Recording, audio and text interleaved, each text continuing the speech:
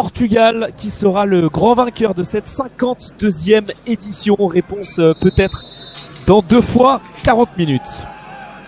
Avec un coup d'envoi donné par l'équipe de France qui est le premier dégagement dans le camp français. On va évoquer ensemble les 11 de départ.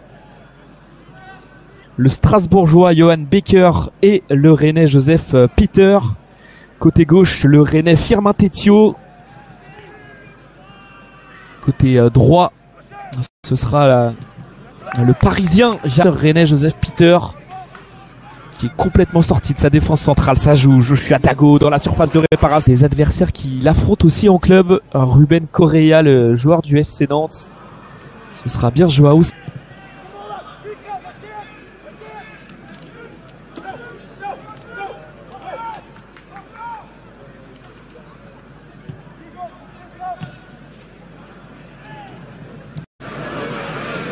Et la récupération et le nouveau départ de Christ Batola qui a croisé Jarel Pesley.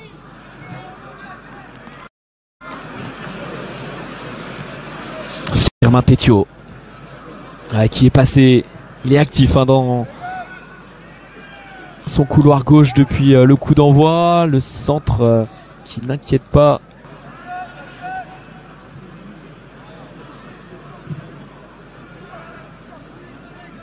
Joseph Peter qui a la montée de Jarel Pesley qui va rentrer dans cette surface de réparation en retrait. Kenan Doganet qui vient. Ouais, c'est rentrant et ça n'a été touché par personne. Décisif, même si là il a buté sur Francisco Mendes.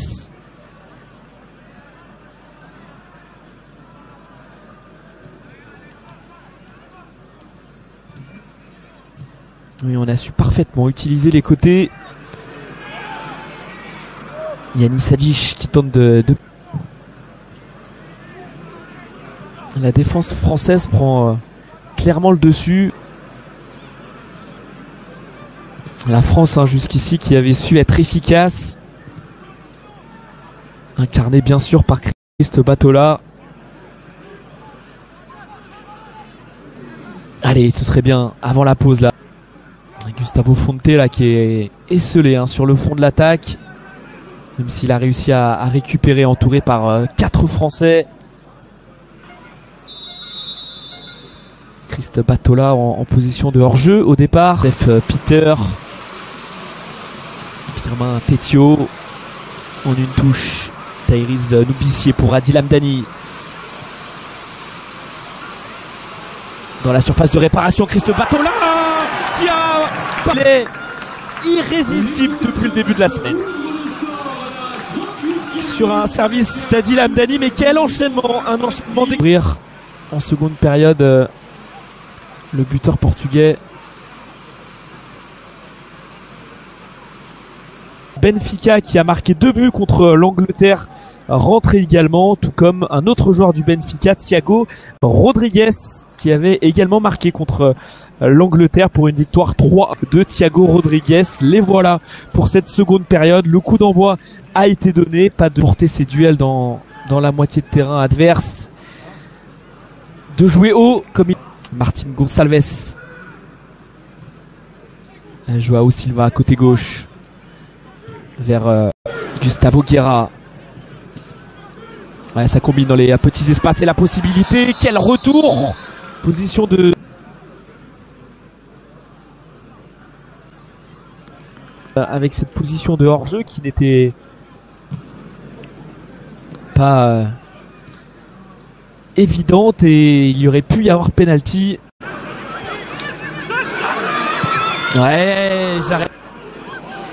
Et la bonne prise de balle. Christ Batola lancé dans le dos de la défense. Christ Batola pour le doublé dans cette finale. On se double la mise. Deuxième occasion, deuxième but. Mexique mardi dernier.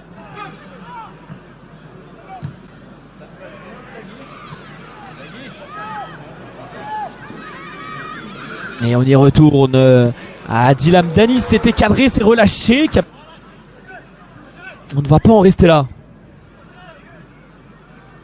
Et c'est tant mieux. Dago qui essaye d'y aller seul. Et ça frappe manquée de puissance.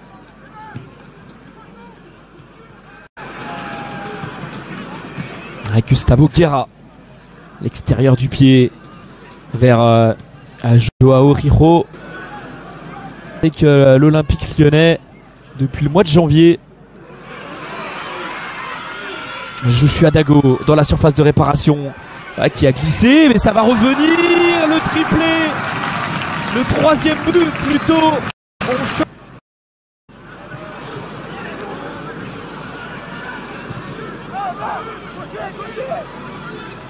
Andresen Semedo, le gaucher, qui va essayer de centrer pied droit contressivement, mais faut souligner aussi la solidité défensive de cette équipe,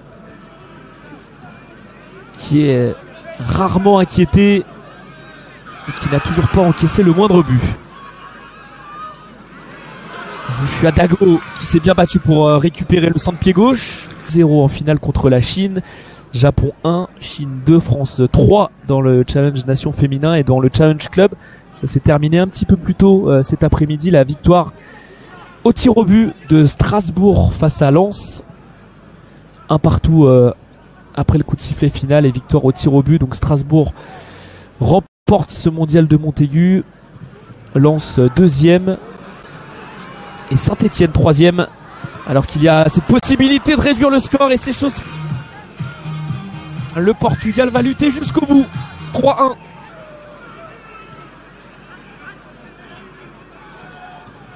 Kenan Doganet en retrait avec Jarel Pesley. Et on va faire circuler tranquillement Firmin Tétio.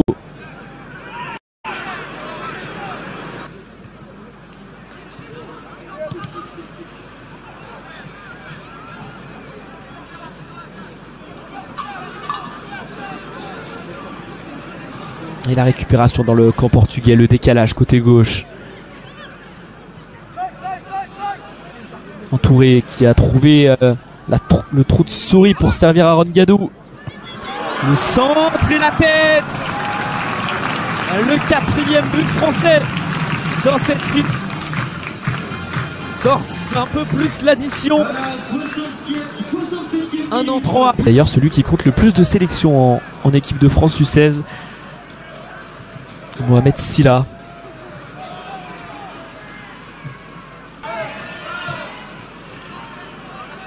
Et Mathis Tony Loué.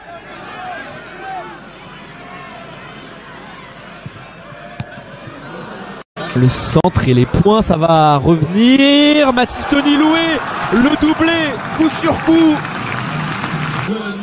Et quelle entrée, l'entrée tonitruante de Mathis Tony Loué. On revoit le centre de Yanis Sadich, les points de Francisco Mendes. Derrière, il y a de la réussite parce que cette reprise, elle est manquée au départ par Tahiris Noubissier. Équipe de France U16, bravo Christ Batola. Bravo aussi à Yanis Sadich et Tahiris Noubissier qui ont laissé leur place. Match plein de tous ces tricolores. On a pris long échangé. Est-ce qu'il va y avoir du temps additionnel? Est-ce que Monsieur Boulanger va prolonger le plaisir?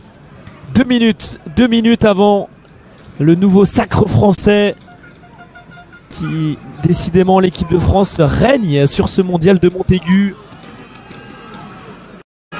De génération en génération, même si il y a eu, on le rappelle, 18 ans de disette entre 2006 et 2024.